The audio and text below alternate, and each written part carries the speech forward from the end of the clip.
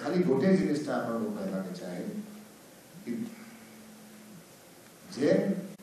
टिके भी कांग्रेस थिला आम पश्चिम ओडिशा अंचल बलांगीर जिले में नवीन पट्टनायक को प्रेरणा नहीं विजु जनता दल योजना और काम देखी 80% आस्ते आस्ते ओडिशार विकास लगे ओडिशार भल लगे और पश्चिम ओडिशार उन्नति लगे विजु जनता दल सामिल होती तो आउ थे स्वागत अनुरोध करुच्ची श्री विदुभूषण त्रिपाठी महोदय को से वक्तव्य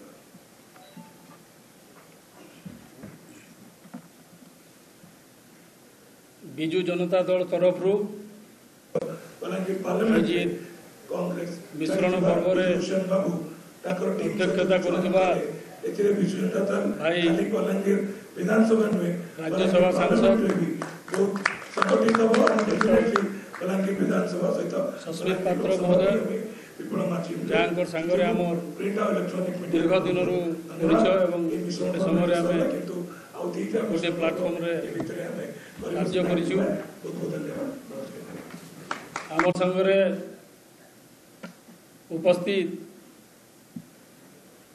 बलांगीर जिलार पश्चिम ओडिशार युवक मानकर प्रेरणा रुष कलिकेश बाबू पूर्वतन सांसद एवं आगामी दिन रे बलांगीर विधायक भाव में जे बहुल भोट निर्वाचित होगा चाहते आमर संगे आज मिश्रण पर्व को परिचालित करुवा अन्यतम युव नेता डॉक्टर प्रियव्रत माझी महोदय तांकर संगे भी काम करिवार मोर अभिज्ञता अच्छी आज दीर्घ 35 वर्ष कांग्रेस दल रे कार्य कला परे विजु जनता दल रे मु एवं मोर सहयोगी भाई माने विजु जनता दल रे शामिल हेलु आमे देखिलु जे एकमात्र व्यक्ति नवीन पट्टनायक एवं एकमात्र दल विजु जनता दल जी कि ओडिशार विकास धारा को और उद्यम करी प्रत्येक जनमानस रे प्रतिष्ठित हो सारे विशेष करी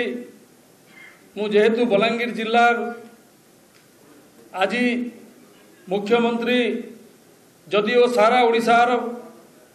4.5 कोटी लोकंकर पई कार्य करुछंती एवं प्रत्येक लोकों को भल पाती प्रत्येक जिला प्रत्येक निर्वाचन मंडली तांको पई समान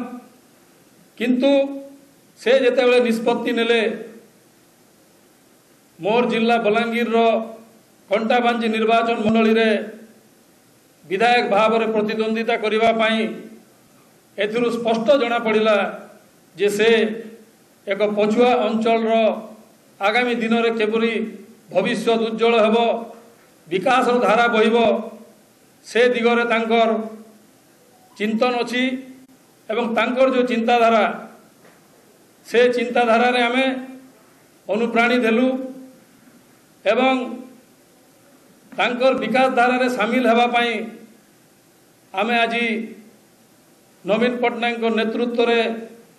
परिचालित हेउथिबा विजु जनता दल रे शामिल हेलु एवं आमे आज निजकू गर्वित मन करुचु एवं आज आमे बहुत खुशी आपण माने विजु परिवार रे